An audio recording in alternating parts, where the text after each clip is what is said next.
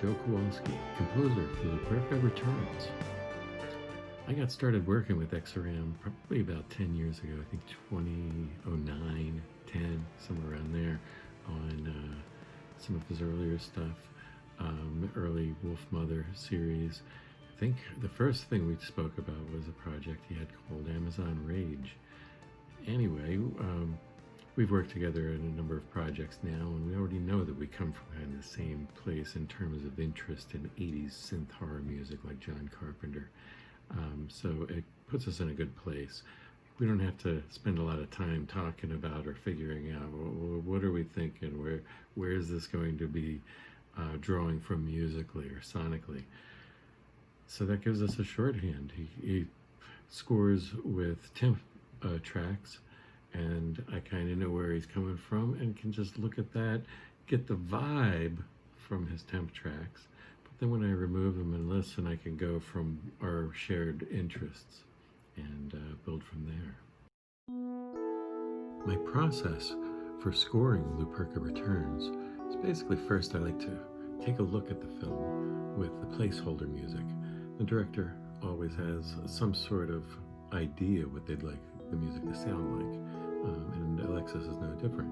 He placed some music to give the right idea, the right vibe, and then I watch it that way, get into his head, and then I also watch it again without the music, and start to think about what sounds I might bring to the table, what differences I might hear in the scoring, what sounds I want to hear to support the characters' arcs,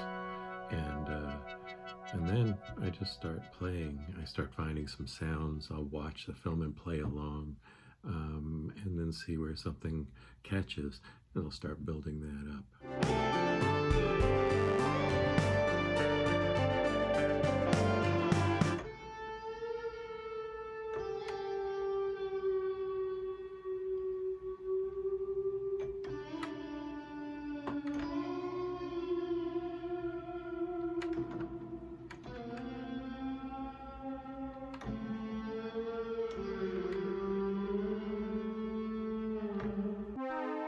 The inspiration for the soundtrack was mostly drawn from 80s synth-based horror film soundtracks like John Carpenter and Vangelis doing Blade Runner.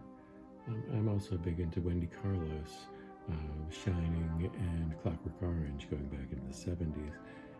And so I try to take those sounds and that inspiration, how they chose to solve problems of supporting the narrative and characters by looking at what they did there, those sequences, those interesting sounds, otherworldly textures, and try to build something out of that with some of the tools that I have available, which range from 80s synths, like the DX7 up here from 1983 and the Juno 60 from 1982, or I may have inverted those two, but they're both from the early 80s, along with some other more modern stuff.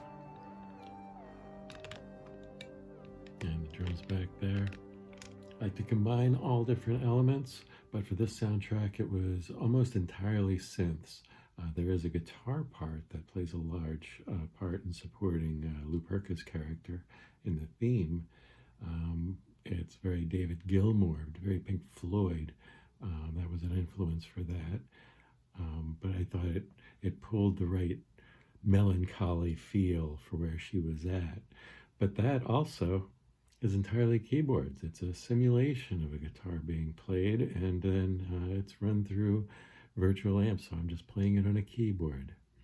But it's the drums as well. It's all electronic. But nowadays our all electronic stuff doesn't sound as synthetic as it once did. In the 70s and 80s, those drums are obviously drum machines. So I try to bridge the gap a little bit and get more of that breadth of sound, while also paying homage to those great soundtracks. So in order to get that 80s sound for Luperca Returns, I figured I'd turn a little bit to this 80s synthesizer. This is Roland's Polysynth, the Roland Juno 60 from 1983.